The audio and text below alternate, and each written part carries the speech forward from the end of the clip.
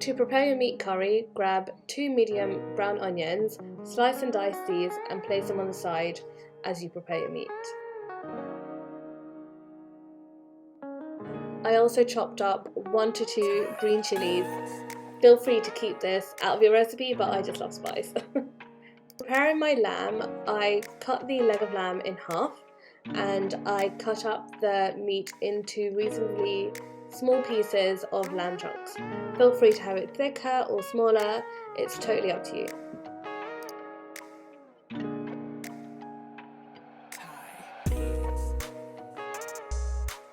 I'm really no pro when it comes to perfecting the flavour in biryani, so I just purchased a Sindhi biryani seasoning, and you can get this at your local supermarket in the Asian aisle. This particular brand was from Shan. They also have multiple versions, so feel free to experiment with different flavours. So I added in 3 tablespoons of full-fat Greek yoghurt, and then I added in the majority of the seasoning powder, and I kept a little aside so I can use it again to brown the onions.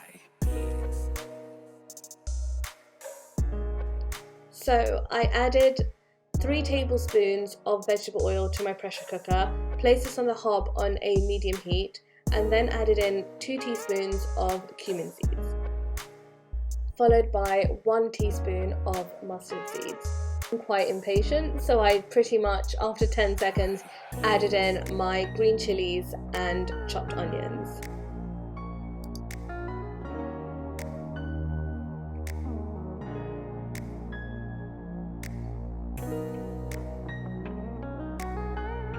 I then added in 1 teaspoon of ginger paste and 1 teaspoon of garlic paste, mixed this together with the onions and cooked it through for around 3 to 5 minutes.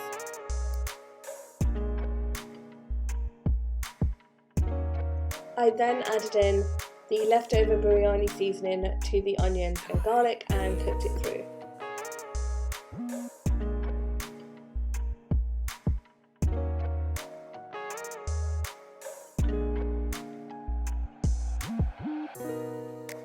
After 5 minutes of cooking the onions, I added in all of my meat marinade, mixed this through for around another 3 to 5 minutes, let the meat brown a little, and then I added in 2 tablespoons of tomato puree.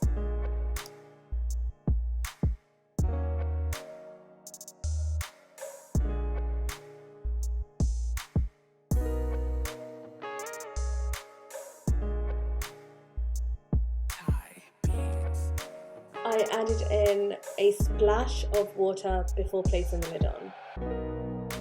Once you've added in your tomato puree, you're pretty much ready to place the pressure cooker lid straight on and cook this for around 20-25 minutes on a low medium heat. Meanwhile, as the meat started to cook through, I prepared my rice. I used 2 cups of rice for this recipe. I then washed it through and placed it on the hob on a medium heat. Then added in a splash of lemon juice and 1.5 tablespoons of turmeric powder and mixed it through. Next up, we want to add a beautiful fried onion garnish to the biryani, so I prepared 2 brown onions sliced. In order to not burn your onions, make sure the heat is on a low heat as you fry the onions out.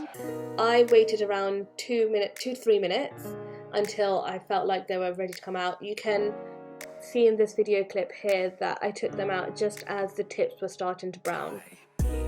Now the lamb is finished, it's smelling so good and it's ready to complete my biryani. Once I tried and tasted the rice, I knew it was cooked through, nice and soft but not overcooked. I then drained out excess water. I actually rinsed it out with cold water in order to make it stop from cooking even more. I then placed the rice into a large baking dish as the base before I added in the lamb. I love cashew nuts in a biryani, so I heated up a small saucepan on low heat, added in around 2 handfuls of cashew nuts, roasted this for around 1 minute or so. Make sure you keep a close eye on this so it doesn't burn, and then make sure you immediately take the saucepan off the hob after a minute. time to add in the beautiful succulent lamb curry. I sporadically added in the lamb all across the biryani and tried to mix it through, but not too much, into the rice. Once I did this, I then added in my onions for the garnish and roasted cashew nuts. Once you've added your garnish, make sure you preheat your oven to 180 degrees for a fan assisted oven and place this into the oven for around 20 minutes. Also, feel free to add on foil or not to ensure the rice and cashew nuts don't burn. Once my biryani was out of the oven, I then, for a final garnish, added in a handful of coriander, finely chopped or not in my case, for a beautiful garnish and really bring out the strong flavour of the lamb biryani. And you're finally done. Enjoy this biryani and don't forget to tag me in your recreations.